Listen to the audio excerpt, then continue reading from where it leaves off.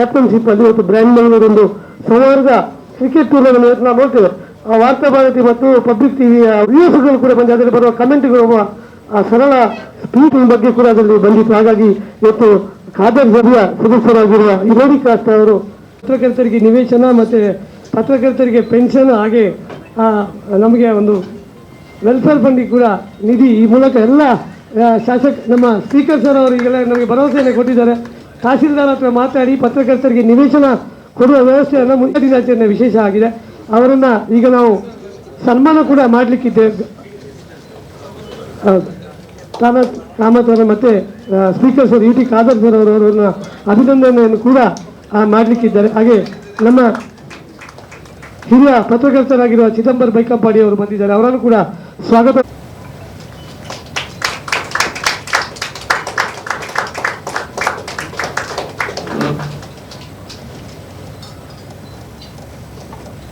ಉಪೇಂದ್ರ ಕಾಮತ್, ಸುಂದರಿ ಕಾಮತ್ ದಂಪತಿಯ ಪುತ್ರರಾಗಿ ಜನಿಸಿದ ತಾರನಾಥ್ ಕಾಮತ್ ಬಾಲ್ಯದಲ್ಲಿ 8ನೇ ತರಗತಿಯವರೆಗೆ ಓದಿದವರು.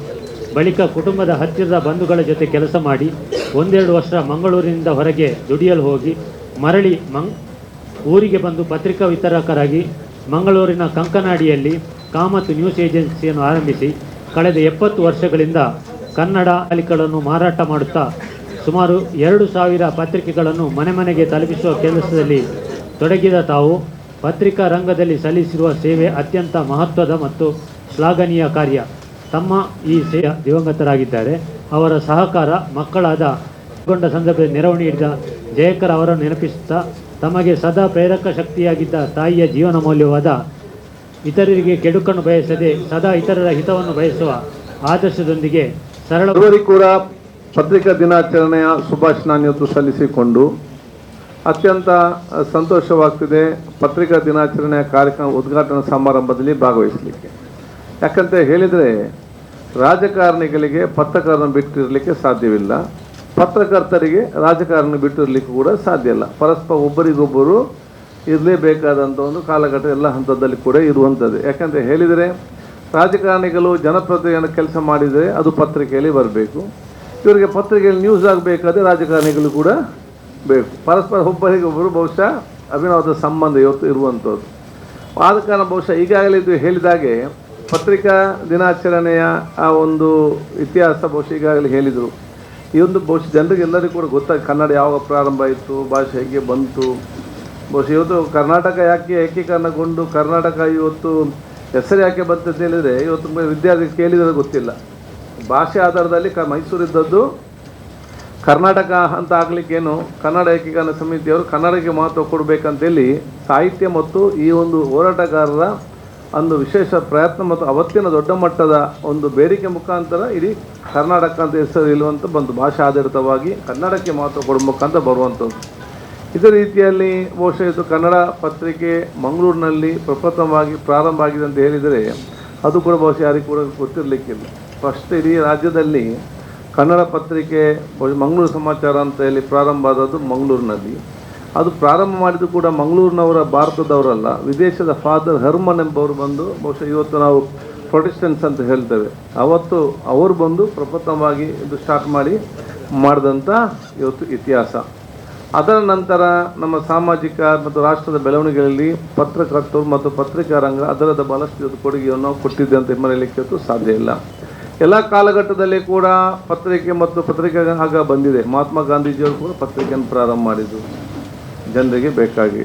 ಮಹಾತ್ಮ ಅಂಬೇಡ್ಕರ್ ಅವರು ಧ್ವನಿಲ್ಲದವರಿಗೆ ಧ್ವನಿಯಾಗಿ ಅವತ್ತು ಆಯಿತು. ಲೋಹಿಯವರವರು ಕೂಡ ಪತ್ರಿಕೆಯನ್ನು ಪ್ರಾರಂಭ ಮಾಡಿ ಒಂದೊಂದು ಉದ್ದೇಶದ ಕೆಲವು ಸಾಮಾಜಿಕವಾಗಿಯೂ ಕೆಲವು ವಾಯ್ಸ್ಲೆಸ್ಗೆ ವಾಯ್ಸ್ ಕೊಡಬೇಕೆಂಬ ಉದ್ದೇಶದಿಂದ ಈ ರೀತಿ ಪ್ರತಿ ಹಂತದಲ್ಲಿಯೂ ಕೂಡ ಎಲ್ಲ ವರ್ಗದ ಮತ್ತು ಎಲ್ಲ ಪರಿಸ್ಥಿತಿಗೆ ಅನುಗುಣವಾಗಿ ಅವತ್ತಿನ ಕಾಲದ ಪತ್ರಿಕಾ ರಂಗ ಹಂತವಾಗಿ ಇವತ್ತು ಬಂದಿದೆ. ಇವತ್ತು ಬಹುಶಃ ಎಲ್ಲರೂ ಕೂಡ ಪತ್ರಿಕಾ ರಂಗದಲ್ಲಿ ಇವತ್ತು ತೊಡಕೊಳ್ಳಿ ಕೂಡ ಇವತ್ತು ಕಾಲಘಟ್ಟಕ್ಕೆ ಒಂದು ಹಂತ ಬಂದು ನಾವು ನಿಂತಿದ್ದೇವೆ. ಇವತ್ತು ನಾವು ಡಿಜಿಟಲ್ ಕಾಲಘಟ್ಟದಲ್ಲಿ ಈ ಪ್ರಿಂಟರ್ ಮೀಡಿಯಾ ಇವತ್ತು ಎಷ್ಟು ಬಹಳಷ್ಟೇ ಬಲಿಷ್ಠವಾಗಿ ಇವತ್ತು ಒತ್ತಡ ಮುಖಾಂತರ ಕೆಲಸ ನಿರ್ವಹಿಸುವಂಥ ಕೆಲಸ ಕೂಡ ಇವತ್ತು ಆಗಿದೆ. ಮುಂದಿನ ದಿನದಲ್ಲಿ ಹೇಗೆ ಆಗ್ತೇನೆ ಅಂತೇಳಿ ಬಹುಶಃ ರೂಪರೇಷನ್ ಹೀಗೆ ಕೂಡ ಆಗುವಂಥ ವಿಚಾರ ಕೂಡ ಇವತ್ತು ಇದೆ. ಆದಾಗ ನಾನು ಬಹುಶಃ ಇವತ್ತು ಈ ಒಂದು ಪತ್ರಿಕಾ ದಿನಾಚರಣೆ ದಿವಸದಲ್ಲಿ ನಾನು ಎಲ್ಲ ವಿದ್ಯಾರ್ಥಿ ಯುವಕರಿಗೆ ನಾನು ಹೇಳಿದಿಷ್ಟೇ, ತಮ್ಮ ಬುದ್ಧಿಶಕ್ತಿಯನ್ನು ಜಾಸ್ತಿಗೊಳಿಸಲಿಕ್ಕೆ, ಜ್ಞಾನವನ್ನು ಅರ್ಥ ಮಾಡಲಿಕ್ಕೆ ಪ್ರತಿಯೊಬ್ಬರು ಕೂಡ ಪತ್ರಿಕೆಯನ್ನು ಓದಬೇಕು. ಫಸ್ಟ್ ಕೆಲಸ ಇದು ಆಗಬೇಕಾದ್ರೆ ಹೌದು. ನಾನು ಸಣ್ಣದಿರುವಾಗ, ಬಹುಶಃ ನನಗೆ ರಾಜಕೀಯಕ್ಕೆ ಸೇರೋ ಮುಂಚೆ, ನಾನು ಹೈಸ್ಕೂಲ್ನಲ್ಲೇ, ನನ್ನ ತಂದೆ ಶಾಸಕರಾಗಿದ್ದರೂ ಕೂಡ ಆ ಸಂದರ್ಭದಲ್ಲಿ ಹೈಸ್ಕೂಲ್ ಮತ್ತು ಯಾವಾಗ ನನಗೆ ಪ್ರೈಮರಿಯಲ್ಲಿ ಯಾವ ಸ್ವಲ್ಪ ಓದಲಿಕ್ಕೆ ಸ್ವಲ್ಪ ಅರ್ಥ ಆಗುವಂಥ ಕಾಲಘಟ್ಟ ಇತ್ತು ಸಮಾಜದಲ್ಲಿ, ಬೆಳಿಗ್ಗೆ ಫಸ್ಟ್ 6 ಗಂಟೆಗೆ ಡೋರ್ ಓಪನ್ ಮಾಡಿ ಪೇಪರ್ ಓದಬೇಕು. ಇದರಲ್ಲಿ ಪ್ರತಿ ದಿವಸ ಕೂಡ ಪೇಪರ್ ಒಂದು ಕಂಪ್ಲೀಟಾಗಿ ಫಸ್ಟ್ ಬಂದುವುದಕ್ಕೆ ಪೇಪರ್ ಅವನು ಅರ್ಧ ಗಂಟೆ ಲೇಟ್ ಆದರೆ ಇವನ್ಯಾಕೆ ಇನ್ನೂ ಕೂಡ ಬರಲಿಲ್ಲ ಅಂತೇಳಿ ಇತ್ತು. ನಮ್ಮ ಮನೆ ಮುಂದೆ ಆಗ ಸಣ್ಣ ಅಂಗಡಿ ಇತ್ತು, ಮರದ ಅಡಿಯಲ್ಲಿ, ಪತ್ರಿಕೆ, ಪೇಪರ್ ಬುಕ್ ಸ್ಟಾಲ್ ಬೆಂದೂರಲ್ಲಿ. ಈಗ ಅಲ್ಲಿ ಕಾಂಪ್ಲೆಕ್ಸ್ ಎಲ್ಲ ಬಂದಿದೆ, ಅಂಗನವಾಡಿ ಜಂಕ್ಷನ್ನಲ್ಲಿ. ಅಲ್ಲಿ ಸಂಜೆ ಹೊತ್ತು ಪ್ರತಿ ವೀಕ್ಲಿ ಬರುವುದು ಲಂಕೇಶ್ ಪತ್ರಿಕೆ ಮತ್ತು ಬೇರೆ ಪತ್ರಿಕೆ ಎಲ್ಲ. ಅದು ಗುರುವಾರ ಬರುವಂಥದ್ದು, ಸಂಜೆ 4:15 ಗಂಟೆಗೆ ಅದು ಸಂಜೆ ಆಗಿ ಬರ್ತದೆ. ಅದು ಬರಲಿಕ್ಕೆ ಅದನ್ನು ಕಾದು ಕೂತ್ಕೊಂಡು 4 ಗಂಟೆಗೆ ಅಲ್ಲಿ ಹೋಗಿ ಅಲ್ಲಿ ತೆಗೆದು ಅಲ್ಲೇ ಓದೋದು, ಮರದಲ್ಲಿ ಅಲ್ಲಿ ಕೂತ್ಕೊಂಡು. ಅಂದರೆ ಅಷ್ಟು ಇಂಟ್ರೆಸ್ಟ್ ಓದಲಿಕ್ಕೆ. ಅಲ್ಲೇ ಕೂತು ಇಡೀ ಲಂಕೇಶ್ ಪತ್ರಿಕೆ ಓದಿ ಅಥವಾ ಇನ್ನೊಂದು ಪತ್ರಿಕೆ, ವಾರ ಪತ್ರಿಕೆ ಓದಿ ಮತ್ತೆ ಮನೆಗೆ ಬರುವಂಥ ವಿಚಾರ. ಅದೇ ನಾನು ಹೇಳುವಂಥದ್ದು. ಅದಕ್ಕಾಗಿ ಯುವ ಜನಾಂಗ ಮತ್ತು ವಿದ್ಯಾರ್ಥಿ ಸಮುದಾಯ ಪತ್ರಿಕೆಯನ್ನು ಓದುವಂತಹ ಅಭ್ಯಾಸವನ್ನು ಮಾಡಬೇಕು. ಅದು ನಮ್ಮ ಮೊದಲ ಆದ್ಯತೆ. ನನಗೆ ಮತ್ತೆ ಹೇಳ್ತಾ ಇದ್ರು ಹಿರಿಯರು, ರೀಡ್ ಬಿಟ್ವೀನ್ ದ ಲೈನ್ಸ್ ಅಂತೇಳಿ. ಪತ್ರಿಕೆಯಲ್ಲಿ ಏನೋ ಬರ್ತದೆ, ಅದು ಅದರ ಎರಡರ ಮಧ್ಯ ತೀರ್ಮಾನ ನಾವು ತಗೊಳ್ಬೇಕು. So reading between the lines ಅಂತ ಹೇಳಿ ಭಾಳ ಸ್ಪಷ್ಟವಾಗಿ ಇವತ್ತು ನಮಗೆ ನಮ್ಮ ಹಿರಿಯರು, ನಮ್ಮ ಮಾಸ್ಟರ್ಗಳು, ಬಹುಶಃಕ್ಕೆ ಸಾಹಿತಿಗಳು ಅವತ್ತೆಲ್ಲ ಒಂದು ವಿಚಾರ ಇತ್ತು. ಪತ್ರಿಕೆ ಎಂಬ 2 ಅಕ್ಷರ ಸೆಂಟೆನ್ಸ್ನ ಮಧ್ಯದಲ್ಲಿ ನಾವೇ ಅದನ್ನು ಅರ್ಥ ಮಾಡಿಕೊಳ್ಬೇಕು. ನಾವು ಬಹುಶಃ ಅದನ್ನು ನಮ್ಮ ಗಣನೆಗೆ ತೆಗೆದುಕೊಂಡು ವಿಚಾರ ಕೊಡಿ ಇವತ್ತು ಆಗಬೇಕಂತ ಹೇಳಿಕೊಂಡು, ಇದು ಬಹುಶಃ ನಮಗೆ ಬರೀ ಇವತ್ತು ನಾಲೆಜ್ ಮಾತ್ರ ಅಲ್ಲ, ನಮ್ಮ ಲ್ಯಾಂಗ್ವೇಜನ್ನು ಕೂಡ ಇಂಪ್ರೂವ್ ಮಾಡಲಿಕ್ಕೆ ದೊಡ್ಡ ಮಟ್ಟದ ಅಸ್ತ್ರವಾಗಿದೆ. ನಮ್ಮ ಯಾವುದೇ ಭಾಷೆ ಇರಲಿ, ಈ ಭಾಷೆಯನ್ನು ನಾವು ಇಂಪ್ರೂವ್ ಮಾಡಬೇಕಾದ್ರೆ ಅದು ಕನ್ನಡ ಇರಲಿ ಅಥವಾ ಇಂಗ್ಲೀಷ್ ಇರಲಿ, ಮಕ್ಕಳಿಗೆ ಮತ್ತು ವಿದ್ಯಾರ್ಥಿಗಳಿಗೆ, ಅಥವಾ ಹಿಂದಿ ಇರಲಿ, ಯಾವುದೇ ಭಾಷೆ ಇರಲಿ, ಈ ಭಾಷೆಯನ್ನು ಇವತ್ತು ಇನ್ನಷ್ಟು ಅವರದಲ್ಲಿ ಕರಗತಗೊಳಿಸಬೇಕಾದ್ರೆ ಈ ಪತ್ರಿಕೆ ದಿನಾಲು ಓದಿದರೆ ಇದು ಅವರಿಗೆ ದೊಡ್ಡ ಮಟ್ಟದ ಒಂದು ಶಕ್ತಿಯ ಒಂದು ಅಸ್ತ್ರವಾಗಿ ಬರುವಂಥ ವಿಚಾರ ಕೂಡ ಆಗ್ತದೆ ಅಂತ ಹೇಳಲಿಕ್ಕೆ ನಾನು ಇವತ್ತು ಬಯಸ್ತೇನೆ. ಅದಕ್ಕೆ ನಾನು ಪತ್ರಿಕೆ ಓದೋದು ಮಾತ್ರ ಅಲ್ಲ, ಇದರಲ್ಲಿ ಸಕ್ರಿಯವಾಗಿ ತೊಡಗಿಸಿಕೊಳ್ಳುವಂಥ ವಿಚಾರ ಕೂಡ ಹಮ್ಮಿಕೊಳ್ಬೇಕಾಗ್ತದೆ. ಹೇಗೆ ಪ್ರೆಸ್ ನೋಡಿಕೊಡ್ಬೇಕು ಏನಂತೇಳಿ. ನಾನು ಬಹುಶಃ ನಾನು ಶಾಸಕನಾಗ ಮುಂಚೆ ವಿದ್ಯಾರ್ಥಿ ನಾಯಕನಾಗಿದ್ದಾಗ, ವಿದ್ಯಾರ್ಥಿ ನಾಯಕನಾಗುವ ಮೊದಲೇ ನಾನು 89-90 ಲಾ ಕಾಲೇಜಿನಲ್ಲಿ ಮತ್ತು ಮಹಿಳಾ ಕಾಲೇಜಲ್ಲಿ ಅವತ್ತು ಅಂದರೆ ಎಷ್ಟು ವರ್ಷ ಮುಗಿಸ್ತಿದ್ದು, 89-90 ಅಂದರೆ ಎಷ್ಟು ವರ್ಷ ಇತ್ತು, 35 ವರ್ಷಗಳ ಹಿಂದೆ ನಾವು ಸಾಮಾಜಿಕವಾದ ಹೋರಾಟ ಇನ್ನಿದ್ದಲ್ಲಿ ಭಾಳ ಸಕ್ರಿಯವಾಗಿ ಇರುವಂಥ MRP ಹೋರಾಟ, ವಿದ್ಯಾರ್ಥಿ ಬೇರೆ ಬೇರೆ ಇದ್ದದ್ದು. ಅವಾಗ ಕೆಲವು ಎನಿಸಿದ್ದಾರೆ UT ಬಲ ಸಣ್ಣ ವಯಸ್ಸಿನಲ್ಲಿ ತಂದೆ ಶಾಸಕರಾದ ಕಾರಣ ಇವರು ಕೂಡ ಅರ್ಜೆಂಟ್ ಮೇಲೆ ಬಂದಿದ್ದಾರೆ ಅಂತೇಳಿ. ನಮ್ಮ ಇತಿಹಾಸ ಕೇಳಿದರೆ ಬಹುಶಃ ಅವತ್ತೇ ಅದು ದೇವರು ನಮ್ಮ ರಕ್ತದಲ್ಲಿ ರಾಜಕೀಯವೊಂದು ಕೊಟ್ಟಿದ್ದಾನೆ. ತಂದೆಯವ್ರಿಗೆ ಮನಸ್ಸಿರಲಿಲ್ಲ, ಮಾಡೋವು ಬೇಡ ಅಂತ ಇದ್ದರು, ಅಡ್ವೊಕೇಟ್ ಆಗಿ ಪ್ರೊಫೆಷನ್ ಮಾಡಿಕೊಂಡು ಹೋಗ್ಬೇಕಂತೇಳಿ. ಬಹುಶಃ ಅದು ಬಂದಾಗ ಅವತ್ತೇ ನಮ್ಮ ಸಾಮಾಜಿಕ ಮತ್ತು ರಾಜಕೀಯ ನೆಲೆಗಟ್ಟಿನಲ್ಲಿ ಇದ್ದಂಥ ಕೆಲಸ ಕಾರ್ಯಗಳು ನಾವು ವಿದ್ಯಾರ್ಥಿ ದಿಸೆಯಿಂದಲೇ ನಾವು ಒತ್ತು ಪ್ರಾರಂಭ ಮಾಡಿದ್ದು. ಆವಾಗ ನಮಗೆ ಸಂಪೂರ್ಣವಾಗಿ ನಮಗೆ ಸಹಕಾರ ಮತ್ತು ನಾವು ಇಷ್ಟು ಯಶಸ್ವಿ ಆಗಲಿಕ್ಕೆ ದೊಡ್ಡ ಮಟ್ಟ ಶಕ್ತಿ ಕೊಟ್ಟದ್ದು ಅಥವಾ ಪತ್ರಿಕಾ ರಂಗ ಅಂತ ಹೇಳಲಿಕ್ಕೆ ನಾನು ಇವತ್ತು ಬಯಸ್ತೇನೆ, ಪತ್ರಕರ್ತ ಹೇಳಲಿಕ್ಕೆ ಬಯಸ್ತೇನೆ. ಆಗ ಬಹುಶಃ ನಮ್ಮ ಉದಯವಾಣಿ ಮನೋಹರ್ ಪ್ರಸಾದ್ ಅವರಿದ್ದರು, ಮುಂಗಾರಲ್ಲಿ ಚಿದಂಬರ ಬೈಕಂಬಾಡಿ ಇದ್ದರು, ಟೈಮ್ಸ್ ಆಫ್ ಇಂಡಿಯಾದಲ್ಲಿ ನಂದಗೋಪಾಲ್ ಇದ್ದರು, ಬಹುಶಃ ಬೇರೆಲ್ಲ ಕೆಲವು ಸೀನಿಯರ್ ಪತ್ರಕರ್ತರು ಬಹುಶಃ ಇಲ್ಲಿದ್ದಾರೆ ಭಾಳಷ್ಟು ಜನ. ನಮ್ಮ ಪುಷ್ಪರಾಜ್ ಸೀನಿಯರ್. ನಮಗೆ ಬೆಳಿಗ್ಗೆ ಹೊತ್ತು ನಮ್ಮ ಸ್ಟ್ರೈಕ್, ಬೆಳಿಗ್ಗೆ ಅಥವಾ ಏನಾದೊಂದು ಪ್ರತಿಭಟನೆ ಕಾಲೇಜಿಗೆ ಹೋಗೋದು, ಮಧ್ಯಾಹ್ನ ನಂತರ ಲೈಬ್ರರಿ ಕೂತ್ಕೊಂಡು ಬರೆಯೋದೇನು ಪತ್ರಿಕೆ ಪ್ರಕಟಣೆ ಕೃಪಕ್ಕಾಗಿ ಇದು ಹಾಗೆ ಆಯಿತು ಹೀಗೆ ಆಯಿತು, ಇದನ್ನು ಉದ್ದಕ್ಕೆ ಬರೆದು 5 ಗಂಟೆ ಒಳಗೆ ಕೊಡಬೇಕು, ಇಲ್ಲ ನಾಳೆ ಪ್ರಿಂಟ್ ಆಗೋದಿಲ್ಲ ನೆಕ್ಸ್ಟ್ ಡೇ. ಇದರಲ್ಲಿ ಅಲ್ಲಿ ಲಾ ಕಾಲೇಜಿನ ಲೈಬ್ರರಿ ನಾನು ಮತ್ತು ಸುರೇಶ್ ರೈ ಕೂತ್ಕೊಂಡು ಅವನ ಕಲಿಸಿದವನು ನನಗೆ ಬರೀಲಿಕ್ಕೆ. ಅವನ ಸೀನಿಯರ್ ಆಗಿದ್ದ, ಅವನು ಆಲ್ರೆಡಿ ಪ್ರೆಸಿಡೆಂಟ್. ಬರೆದ್ರೆ ಮಾತ್ರ ಸಾಕ, ಈಗೆಲ್ಲ ವಾಟ್ಸಪ್ಪಲ್ಲಿ ಹಾಕಿ ಕಲಿಸ್ಬೋದು. ಆಗ ಬೈಕ್ ತಗೊಂಡು ಇದನ್ನು ಪ್ರತಿಯೊಂದು ಪತ್ರಿಕಾ ಕಚೇರಿಗೆ ಹೋಗಿ ಕೊಡುವುದು. ಅದೆಲ್ಲ ಕೆಳಗಿದೆಯಾ, ಒಂದು 5ನೇ ಫ್ಲೋರು, ಇನ್ನೊಂದು 4ನೇ ಫ್ಲೋರ್, ಇನ್ನೊಂದು 3ನೇ ಫ್ಲೋರ್. ಇದು ನಮಗೆ ದೊಡ್ಡ ಎಕ್ಸಸೈಸ್. ಒಂದೊಂದು ಕಡೆ ಒಂದು ಸ್ಟಾರ್ಟ್. ಈಗ ಒಂದು ನಮ್ಮ ಈ ಕಡೆ ಒಂದು ರೌಂಡ್ ಆಗಿ ಬಂದು ಇಡೀ ಮಂಗಳೂರಿಗೆ ಸುತ್ತಿಕೊಂಡು ಹೋಗುವಂಥ ವಿಚಾರ ಇವತ್ತು ಇದೆಲ್ಲ ಕೂಡ ಅನುಭವಿಸ್ತಾ ಈ ಒಂದು ನಿಕಟ, ಯಾಕಂತ ಹೇಳಿದರೆ ಇವತ್ತು ಜನಸಾಮಾನ್ಯ ಯುವ ಜನಾಂಗ ಮತ್ತು ವಿದ್ಯಾರ್ಥಿ ಯಾರೇ ನಾಯಕರು ಇರಲಿ ಪತ್ರಿಕಾ ರಂಗದ ಜೊತೆ ನಿಕಟ ಸಂಪರ್ಕ ಇದ್ದರೆ ಅವರ ವ್ಯಕ್ತಿತ್ವ ಕೂಡ ಬೆಳೀತದೆ, ಸಮಾಜದಲ್ಲಿ ಆಗುವ ಒಂದು ವಿಚಾರ ಕೂಡ ಇವತ್ತು ತಿಳಿತದೆ. ಅತ್ಯುತ್ತಮವಾದ ಒಂದು ವ್ಯಕ್ತಿತ್ವ ಮತ್ತು ಸತ್ಪ್ರಜೆಗೆ ಬೆಳೀಲಿಕ್ಕೆ ಪತ್ರಿಕಾ ರಂಗ ನಮಗೆ ದೊಡ್ಡ ಮಟ್ಟದ ಕೊಡುಗೆ ಕೊಡ್ತದೆ ಅಂತ ಹೇಳಲಿಕ್ಕೆ ನಾನು ಇಚ್ಛಿಸ್ತೇನೆ. ನಾವು ಇವತ್ತು ಮನೆಯ ಪ್ರತಿಯೊಂದು ಕಡೆಗೆ ನಾವು ಪತ್ರಿಕಾ ಇದನ್ನು ಬರೆದುಕೊಂಡು ನಾವು ಪ್ರತಿಯೊಂದು ಕಡೆ ಹೋದಾಗ ಅಲ್ಲಿ ಕೂತ್ಕೊಂಡು ನಮಗೆ ತಪ್ಪಿದೆ ಅದನ್ನು ತಿರ್ತಾ ಹೀಗೆಲ್ಲ ಹೀಗೆ ಮನೋಪ್ರಸಾದ ಇರಲಿ ಇನ್ನೊಬ್ಬರು ಯಾರು ಹೋದಾಗ ಮತ್ತೆ 20-25 ನಿಮಿಷ ಅಲ್ಲಿ ಬಾಕಿ ನಾವು ಚರ್ಚೆ ಆಗುವಂಥದ್ದು, ಹಾಗೆ ಹೀಗೆ ಬೇರೆ ಚರ್ಚೆ ಮತ್ತಿದ್ದು ಸರಿ ಉಂಟಾ ಸರಿ ಇಲ್ಲ. ಕೆಲವೊಮ್ಮೆ 5 ಗಂಟೆ 6 ಗಂಟೆ ಆದ ನಂತರ ಲೇಟ್ ಆಗ್ತದೆ. ನಮಗೆ ನಾಳೆ ಬರಲೇಬೇಕು, ನಮ್ಮ ಸಂಬಂಧ ನಾಳೆಯಲ್ಲಿ KDP ಮೀಟಿಂಗ್ ಇದೆ.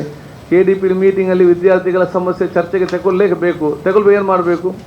ಸೀದಾ ಮಣಿಪಾಲಕ್ಕೆ ಪ್ರಸ್ತುತನ ಹಿಡ್ಕೊಂಡು ಬೈಕಲ್ಲಿ ಮಣಿಪಾಲಕ್ಕೆ ಹೋಗೋದು. ಅಲ್ಲಿ ಗುರುರಾಜ್ ಅಂತ ಇದ್ರು ದೇವನ್ಯಾಗ, ಅವ್ರ ಮಾತಾಡಿ ಹಾಗೆ ಸ್ವಲ್ಪ ಪಾಲಿಶ್ ಎಲ್ಲ ಮಾಡಿ ಇದನ್ನು ನಾಳೆ ಎಲ್ಲ ಬರಬೇಕಂತ ಹೇಳಿಕೊಂಡು ಅವರು ಅದನ್ನು ನೆಕ್ಸ್ಟ್ ಡೇ ಅದನ್ನು ಬ್ಯಾಕ್ ಪೇಜಲ್ಲಿ ಬರುವಾಗಿತ್ತು ವಿದ್ಯಾರ್ಥಿಗಳಿಗೆ. ಇಲ್ಲಿ ಅದು KDP ಮೀಟಿಂಗ್ಲಿ ಜಿಲ್ಲಾ ಪಂಚಾಯತ್ ಸಭೆ ಇದನ್ನು ಹಿಡ್ಕೊಂಡು ಜಿಲ್ಲಾ ಪಂಚಾಯತ್ ಸದಸ್ಯ ಇದನ್ನು ಪ್ರಶ್ನೆ ತಿಳ್ಕೊಂಡು ಇದಕ್ಕೆ ಚರ್ಚೆ ಮಾಡಿ ಮತ್ತೆ ಅದಕ್ಕೆ ಪರಿಹಾರ ಸಿಕ್ಕುವಂಥ ವಿಚಾರಗಳು ಇದೆಲ್ಲ 1 to 1 ಕನೆಕ್ಟೆಡ್ ಆಗಿರುವಂಥ ವಿಚಾರ ಇವತ್ತು ಆಗಿದೆ. ಆದ ಕಾರಣ ಬಹುಶಃ ಇವತ್ತು ಪತ್ರಿಕಾ ದಿನಾಚರಣೆ ದಿನದಲ್ಲಿ ಪತ್ರಕರ್ತರು ಈ ರೀತಿಯ ಜನಜಾಗೃತಿ ಕಾರ್ಯಕ್ರಮ ಇವತ್ತು ವಿದ್ಯಾರ್ಥಿ ಮತ್ತು ಯುವಜನಾಂಗಕ್ಕೆ ಜನಜಾಗೃತಿಗೊಳಿಸುವ ಜೊತೆಯಲ್ಲಿ ಅವರ ವ್ಯಕ್ತಿತ್ವ ರೂಪಿಸಲಿಕ್ಕೆ ದೊಡ್ಡ ಮಟ್ಟ ಕೊಡುಗೆ ಕೊಡುವಂಥ ವಿಚಾರ ಇವತ್ತು ಆಗ್ತದಂತ ಹೇಳಲಿಕ್ಕೆ ನಾನು ಇವತ್ತು ಬಯಸ್ತೇನೆ. ಇವತ್ತು ನಾನು ಎಲ್ಲ ನಮ್ಮ ಪತ್ರಿಕಾ ಮಿತ್ರರಿಗೆ ಹೇಳೋದಿಷ್ಟೇ, ಸಮಾಜದಲ್ಲಿ ಸೌಹಾರ್ದತೆ, ಸಮಾನತೆ, ಪ್ರೀತಿ, ವಿಶ್ವಾಸ ಸ್ಥಾಪಿಸಲಿಕ್ಕೆ ತಮ್ಮ ಕೊಡುಗೆ ವಿಶೇಷವಾಗಿ ಇದೆ ಅಂತ ಹೇಳಲಿಕ್ಕೆ ನಾನು ಇವತ್ತು ಬಯಸುವಂಥದ್ದು. ನಿಮ್ಮ ದೊಡ್ಡ ಮಟ್ಟದ ಕೊಡುಗೆ ಇವತ್ತು ಇದೆ ಅಂತ ಹೇಳಲಿಕ್ಕೆ ನಾನು ಇವತ್ತು ಬಯಸ್ತೇನೆ. ಯಾವುದೇ ವಿಚಾರ ನಾವು ರಾಜಕಾರಣಿಗಳು ಮಾತಾಡಿದರೆ ಅದು ಬರೀ ರಾಜಕೀಯವಾಗಿ ಸತ್ಯದರೂ ಕೂಡ ಅದು ರಾಜಕೀಯ ಹೋಗುವಂಥ ವಿಚಾರ ಇವತ್ತು ಆಗ್ತದೆ. ಅದಕ್ಕೆ ನೀವು ಬಹುಶಃ ಸಮಾಜಕ್ಕೆ ಒಂದು ಸಂದೇಶ ಕೊಟ್ಟಾಗ ವಾಸ್ತವವಾದ ಸಂದೇಶ ನಿಲ್ಲುವಂಥ ವಿಚಾರ ಕೂಡ ಇವತ್ತು ಆಗ್ತದೆ ಅಂತ ಹೇಳಲಿಕ್ಕೆ ನಾನು ಇವತ್ತು ಬಯಸ್ತೇನೆ. ಇದು ಇವತ್ತು ನಮಗೆ ಪ್ರಯೋಜನ ಆಗಲಿಕ್ಕಿಲ್ಲ. ನಾನು ನಿಮ್ಮ ಹತ್ರ ಹಿರಿಯರ ಹತ್ರ ಹೇಳೋದಿಷ್ಟೇ, ಈಗ ನಾವು ಸರಿಯಾದ ದಿಕ್ಕಿನಲ್ಲಿ ಸ್ಪಷ್ಟವಾದ ಸಂದೇಶವನ್ನು ಸಮಾಜಕ್ಕೆ ಕೊಟ್ಟಾಗ ಇದರ ಪ್ರಯೋಜನ ನಮ್ಗೆ ಆಗ್ತದಾ ಇಲ್ವಂತ ಗೊತ್ತಿಲ್ಲ. ಅದು ಮುಂದಿನ ಜನಾಂಗಕ್ಕೆ ಅದರ ಪ್ರಯೋಜನ ಖಂಡಿತವಾಗಿ ಆಗೇ ಆಗ್ತದೆ ಅಂತ ನಾವು ಆಲೋಚನೆ ಮಾಡಬೇಕು. ನಮಗೆ ಹೀಗೆ ಹೋಗ್ಬೋದು, ತೊಂದರೆ ಏನಾಗ್ತದೆ ಏನಾಗೋದಿಲ್ಲ, ನಮ್ಮ ಟೈಮ್ ಕಳಿಬೋದು. ಆದರೆ ನಾವಿಲ್ಲಿ ಏನಾದರೂ ಎಡವಟ್ಟಾದರೆ ಇದರೆಲ್ಲ ಇಫೆಕ್ಟ್, ಇದರೆಲ್ಲ ರಿಯಾಕ್ಷನ್ ನಮಗೆ ಸಿಕ್ಕುವುದಲ್ಲ. ಈ ರಿಯಾಕ್ಷನ್ ಬರೋದು ಯಾರು ಅಂತ ಹೇಳಿದರೆ ಇನ್ನು ಹುಟ್ಟಿ ಬರುವಂಥ ಮಕ್ಕಳಿಗೆ ಇದರ ರಿಯಾಕ್ಷನ್ ಸಿಕ್ಕುವಂಥ ಪರಿಸ್ಥಿತಿ ಇವತ್ತು ಆಗ್ತದೆ. ನಾವಿವತ್ತು ಬಲ್ಲ ನೆಮ್ಮದಿಯ ಸೋದರರ ಪ್ರೀತಿ ವಿಶ್ವಾಸ ಜೀವನ ಸಾಗಿಸಿದ್ರೆ ಅದು ನಮಗಿಂತಲೂ ನಮ್ಮ ಹಿರಿಯರು ಉತ್ತಮವಾದ ಸಮಾಜ ಬಿಟ್ಟು ಹೋದ ಕಾರಣ ನಾವು ಅದನ್ನು ಆನಂದಿಸ್ತಿದ್ದೇವೆ. ಇದು ನಾವು ಇನ್ನಷ್ಟು ಅತ್ಯುತ್ತಮವಾಗಿ ಸಣ್ಣ ಮಕ್ಕಳಿಗೆ ಬಿಟ್ಟು ಕೊಡಬೇಕೆಂಬ ಆಲೋಚನೆ ಮತ್ತು ವ್ಯಕ್ತಿತ್ವ ಅದು ನಮ್ಮ ಪ್ರತಿಯೊಬ್ಬರದ್ದು ಕೂಡ, ಅದು ರಾಜಕಾರಣಗಳಲ್ಲಿ, ಪ್ರತಿನಿಧಿಗಳಲ್ಲಿ, ಸಂಸ್ಥೆಯಲ್ಲಿ, ಇನ್ನೊಬ್ಬರದ್ದು, ನಾವು ಪ್ರತಿಯೊಬ್ಬರು ಕೂಡ ಇವತ್ತು ಜವಾಬ್ದಾರಿ ಇವತ್ತು ಆಗಿದೆ ಅಂತ ಹೇಳಲಿಕ್ಕೆ ನಾನು ಇವತ್ತು ಬಯಸಿ, ಬಹುಶಃ ಪತ್ರಿಕಾ ದಿನಾಚರಣೆ ಅತ್ಯಂತ ಯಶಸ್ವಿಯಾಗಿ ನಡೆದ ವಿಚಾರ ಇವತ್ತಾಗಲಿ. ನಾನು ಹಿಂದೆ ಕೂಡ ಯಾವಾಗಲೂ 2-3 ಪಾಯಿಂಟ್ ನಾನು ಹಿಂದೆ ಹೇಳಿದ್ದೇನೆ. ನ್ಯೂಸ್ ಶುಡ್ ಬಿ ನ್ಯೂಸ್ ಹೊರತು views should be should news ಆಗಬೇಕು ಹೊರತು ನಾವು ನೋಡಿದೆಲ್ಲ ನ್ಯೂಸ್ ಅಂತ ಆಗುವಂಥ ವಿಚಾರ ಇವತ್ತು ಆಗಬಾರ್ದು. ಆದ ಕಾರಣ ಆ ರೀತಿಯ ದೊಡ್ಡ ಮಟ್ಟದ ಒಂದು ಸಂದೇಶ ಜನರಿಗೆ ಬರುವಂಥ ಅವಕಾಶ ಆಗಲಿ. ಮತ್ತು ಪತ್ರಿಕಾ ದಿನಾಚರಣೆ ದಿನವೇ ನಿಮ್ಮಲ್ಲಿರುವ ಪತ್ರಕರ್ತರಿಗೆ ಒಂದು ಅಪ್ಡೇಟ್ ಕಾರ್ಯಕ್ರಮ ಮತ್ತು ಒಂದು brain storming 1 day or 2 days ಒಂದು ರಿಫ್ರೆಶಿಂಗ್ ಕೋರ್ಸು ಕೂಡ ಇವತ್ತು ಇಡಬೇಕಾಗ್ತದೆ. ಅದನ್ನು ಕೂಡ ನಾನು ಹೇಳಿದ್ದೇನೆ. ಯಾಕೆಂದರೆ ಭಾಳಷ್ಟು ಇವತ್ತು ಹಿರಿಯರಿದ್ದೀರಿ, ಅನುಭವ ತಾವೆಲ್ಲಿದ್ದೀರಿ, ಹೊಸೊಬ್ಬರು ಕೂಡ ತುಂಬ ಜನ ಇದ್ದಾರೆ. ಇನ್ನೂ ತುಂಬ ಜನ ಏನಂತ ಹೇಳಿದರೆ ನಿನ್ನವರು ಏನೋ ಒಂದು ಬೇರೆ ಕೆಲಸದಲ್ಲಿರ್ತಾರೆ, ಇವತ್ತು ಸಣ್ಣ ಬಂದು ಮೈಕ್ ಇಟ್ಟಿದ್ದಾರೆ, ನಾನು ಏನಂತ ಹೇಳೋದು ಇವರಿಗೆ ಇದರಲ್ಲಿ. ಆದ ಕಾರಣ ಇಂಥ ಕೂಡ ಹಲವಾರು ನಾವು ವಿಚಾರ ನಾವು ಇವತ್ತು ನೋಡಿದೆ. ಅಂಥವರಿಗೆ ಪಾಪ ಗೊತ್ತಿರೋದಿಲ್ಲ ಆ ಕಾಲಘಟ್ಟಕ್ಕೆ. ಅದಕ್ಕಾಗಿ ಅಂಥವರಿಗೂ ಕೂಡ ಒಂದು ಟ್ರೈನಿಂಗ್ ಕೊಟ್ಟರೆ ಯಾವ ರೀತಿ ಇರಬೇಕು, ಏನು ಸಿಸ್ಟಮ್ ಯಾವುದು ಅಂತ ಹೇಳಿಕೊಂಡು ಹೋಗುವಂಥ ದೊಡ್ಡ ಮಟ್ಟದ ಅಪ್ಡೇಟಿಂಗ್ ಪ್ರೋಗ್ರಾಮ್ ಕೂಡ ಈ ದಿವಸ ಸೀಮಿತ ಎಲ್ಲ ಹೊಸ ಮತ್ತು ಬರುವಂಥ ನಮ್ಮ ಎಲ್ಲ ಮಾಧ್ಯಮದವರಿಗೆ ನಾನು ಇವತ್ತು ಹಮ್ಮಿಕೊಳ್ಳುವುದು ಅತ್ಯಂತ ಸೂಕ್ತ ಮತ್ತು ಅತ್ಯುತ್ತಮ ಅಂತ ಹೇಳಲಿಕ್ಕೆ ನಾನು ಇವತ್ತು ಬಯಸ್ತೇನೆ. ದಕ್ಷಿಣ ಕನ್ನಡ ಜಿಲ್ಲಾ ಮಟ್ಟದ ಪತ್ರಕರ್ತರ ಸಂಘ ಅಧ್ಯಕ್ಷ ಸದಸ್ಯನನ್ನೆಲ್ಲ ಅಭಿನಂದಿಸಿ ಹಿಂದಿಂದಲೂ ಕೂಡ ಮತ್ತು ಹೀಗೆ ಮತ್ತು ಎಲ್ಲ ಪತ್ರಕರ್ತರು ಕೂಡ ನಿಮ್ಮ ಒಂದು ವಿಶೇಷವಾದ ವ್ಯಕ್ತಿತ್ವ ನಮ್ಮ ರಾಜ್ಯದಲ್ಲಿ ನಮ್ಮ ಜಿಲ್ಲೆಗೆ ದೊಡ್ಡ ಮಟ್ಟದ ಗೌರವ ತಂದು ಕೊಟ್ಟಿದೆ ಅಂತ ಹೇಳಲಿಕ್ಕೆ ನಾನು ಇವತ್ತು ಇಚ್ಛಿಸುವಂಥದ್ದು. ಅದು ನಿಮ್ಮ ಗ್ರಾಮವಾಸ್ಯ ಯೋಜನೆ ಇರಲಿ, ಅಥವಾ ಕ್ರಿಕೆಟ್ ಟೂರ್ನಮೆಂಟ್ ಇರಲಿ, ಬ್ರ್ಯಾಂಡ್ ಮ್ಯಾಂಗ್ರೋ ಎಂಬ ಕಾರ್ಯಕ್ರಮ, ನಿಮ್ಮ ಪ್ರಯತ್ನ ನೀವು ಮಾಡ್ತಾ ಇದ್ದೀರಿ. ಅದಕ್ಕೆಲ್ಲರ ಸಹಕಾರ ಸಿಕ್ಕಿದ್ರೆ ಮಾತ್ರ ಅದು ಸಂಪೂರ್ಣವಾಗಿ ಯಶಸ್ಸಾಗಲಿಕ್ಕೆ ಸಾಧ್ಯವಾಗ್ತದೆ. ನೀವು ನಿಮ್ಮ ಪ್ರಯತ್ನ ಬೇಕಾದಂಥ ಪ್ರಯತ್ನ ಎಲ್ಲ ಕುರಿತು ಮಾಡೋಂಥ ಅವಕಾಶ ಕೂಡ ಇವತ್ತು ಆಗ್ತದೆ. ಇದು ಇನ್ನಷ್ಟು ಅತ್ಯುತ್ತಮವಾಗಿ ಮುಂದೆ ಹೋಗುವಂಥ ವಿಚಾರ ಕೂಡ ಆಗಲಿ. ನಿಮ್ಮ 2-3 ಬೇಡಿಕೆಗಳು ತಾವಿವತ್ತು ಕೊಟ್ಟಿದ್ದೀರಿ. ಖಂಡಿತವಾಗಿಯೂ ಅದನ್ನು ಆದ್ಯತೆ ಮೇರೆಗೆ ನಾನು ಮುಂದೆ ನಿಂತು ಒಬ್ಬ ಸೋದರನಾಗಿ ನನ್ನ ಎಲ್ಲ ರೀತಿಯ ಸಹಕಾರ ಹಿಂದೆ ಕೊಟ್ಟಿದ್ದೇನೆ, ಈಗಲೂ ಕೂಡ ಕೊಡೋದು ಕೆಲಸ ನಾನು ಖಂಡಿತವಾಗಿ ನಾನು ಮಾಡ್ತೇನೆ. ಅದರ ಜೊತೆಯಲ್ಲಿ ಬಹುಶಃ ಕೆಲವೊಂದು ಸಮಯದಲ್ಲಿ ನಮ್ಮ ಪೆಂಡಿಂಗ್ ಆಗಿರುವಂಥದ್ದು ಇದಕ್ಕೆ ನಿವೇಶನ ಮತ್ತು ನಿಮ್ಮ ಈ ಅನುದಾನ ಬಿಡುಗಡೆ ಆಗುವಂಥ ಎಲ್ಲಿ ಅದು ಬಾಕಿಯಾಗಿದೆ, ಏನಾಗಿದೆ ಅಂತ ನೋಡಿಕೊಂಡು ಅದನ್ನು ಆದಷ್ಟು ಬೇಗನೆ ಅನುಷ್ಠಾನ ಮಾಡ್ತೇನೆ ಅಂತ ನಾನು ಇವತ್ತು ಹೇಳಲಿಕ್ಕೆ ನಾನು ಇವತ್ತು ಇಚ್ಛಿಸ್ತೇನೆ. ವಿಶೇಷವಾದ ಅವನು ಸ್ಮರಿಸಿಕೊಂಡು ಇದ್ದವರಿಗೆ ಅಭಿನಂದನೆ ಶುಭಾಶಯ ನಾನು ಇವತ್ತು ಸಲ್ಲಿಸಿಕೊಂಡು ಯುವ ಪತ್ರಕರ್ತರಿಗೆ ಹಿರಿಯರ ವಿಶೇಷವಾದ ಆ ಒಂದು ವ್ಯಕ್ತಿತ್ವ ಏನೇ ಅದನ್ನು ತಾವೆಲ್ಲರೂ ಕೂಡ ಯುವ ಪತ್ರಕರ್ತರು ಅದನ್ನು ಮೈಗೂಡಿಸಿಕೊಂಡು ಅವರ ಹೆಜ್ಜೆಯಲ್ಲಿ ಮುಂದೆ ಹೋಗಿ ನಮ್ಮ ಸಮಾಜ ಮತ್ತು ದೇಶಕ್ಕೆ ದೊಡ್ಡ ಮಟ್ಟದ ಶಕ್ತಿ ಕೊಡಲಿಕ್ಕೆ ತಾರೆಲ್ಲ ಇವತ್ತು ಪ್ರೇರಣೆ ಆಗಬೇಕು. ಪ್ರತಿಯೊಬ್ಬರು ಕೂಡ ಸಮಾಜವನ್ನು ಬೆಸೆಯುವಂಥ ನಮ್ಮ ಮೊದಲಾದ ನನ್ನ ಹತ್ರ ಕೇಳ್ತಾ ರಾಜಕಾರಣಿಯಾಗಿ ನನ್ನ ರಾಜಕಾರಣಿಯಾಗಿ ನನ್ನ ಮೊದಲ ಕೆಲಸ ಸಮಾಜವನ್ನು ಬೆಸೆಯುವುದೇ ನನ್ನ ಪ್ರಥಮವಾದ ಕೆಲಸ ಅಂತ ಹೇಳಲಿಕ್ಕೆ ನಾನು ಇವತ್ತು ಬಯಸ್ತೇನೆ. ಸಮಾಜವನ್ನು ಎಲ್ಲ ಧರ್ಮದ ಎಲ್ಲ ಜಾತಿ ವರ್ಗದವರನ್ನು ಬೆಸೆಯುವುದು, ಜೊತೆಯಲ್ಲಿ ಸೇರಿಸಿಕೊಳ್ಳುವುದು, ಒಂದು ಕೊಂಡಿಯಾಗಿ ನಾವು ನಿರ್ವಹಣೆ ಮಾಡೋದು ಅದು ನನ್ನ ಮೊದಲ ಆದ್ಯತೆ, ಅದು ನನ್ನ ಮೊದಲ ಕೆಲಸ.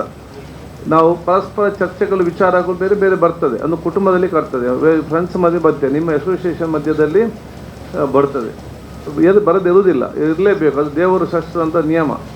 ನಾವು ಅದಕ್ಕೆ ನಾವು ಬ್ರಿಡ್ಜ್ ಆಗಬೇಕು ಹೊರತು ನಾವು ಬಹುಶಃ ಇವತ್ತಲ್ಲಿ ಡಿಸ್ಟ್ರಾಯರ್ ನಾವು ಆಗ್ಬೋದು. We should bridge between all the people of this society, ಅದು ನನ್ನ ಇವತ್ತು ಮೊದಲ ಆದ್ಯತೆ. ಅಷ್ಟು ಆದರೆ ಅಭಿವೃದ್ಧಿ ತನ್ನಿಂತಾನೇ ಬರುವಂಥ ವಿಚಾರಗಳು ಆಗುವಂಥ ವಿಚಾರ ಕೂಡ ಇವತ್ತು ಆಗ್ತದೆ.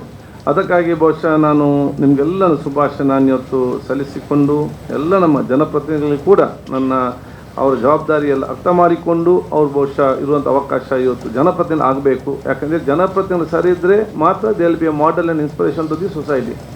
ನಾವು ಜನಪ್ರತಿನಿಧಿ ಬೇಕು ಬಾಯಿಗೆ ಬಂದಾಗ ಮಾತಾಡಿದ್ರೆ ಇಲ್ಲದ ಮಾಡಿದರೆ ಆಟೋಮೆಟಿಕ್ ಆಗಿ ಏನಾಗ್ತದೆ, ತಲೆಮಾಟದೆಲ್ಲ ಯುವಕರು ಮತ್ತು ವಿದ್ಯಾರ್ಥಿಗಳು ಅದೇ ರೀತಿ ಒಂದು ಮನೋಭಾವ ಬರುವಂಥ ವಿಚಾರ ಕೂಡ ಇವತ್ತು ಆಗುವಂಥ ಅವಕಾಶ ಆಗ್ತದೆ.